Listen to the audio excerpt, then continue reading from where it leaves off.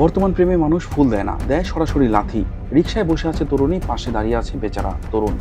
হঠাৎ করেই প্রেমের রোমান্টিক সিন বদলে গেল এক অ্যাকশন মুভিতে। মেয়েটি স্যান্ডেল খুলে ঠাস ঠাস ঠাস। ছেলেটাও ভাবছে ভালোবাসা দিবস চলছে নাকি চলছে আত্মরক্ষা প্রশিক্ষণ।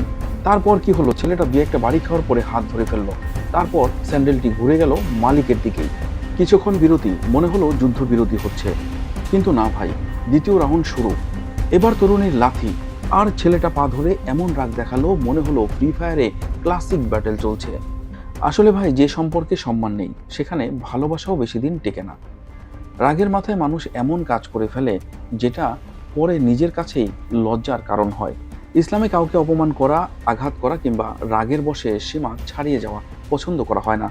রাসূল সাল্লাল্লাহু আলাইহি ওয়াসাল্লাম বলেছেন, শক্তিশালী সেই ব্যক্তি নয় যে ব্যক্তি কুস্তিতে জিতে যায়, বরং শক্তিশালী সেই যে রাগের সময় নিজেকে নিয়ন্ত্রণ করতে পারে।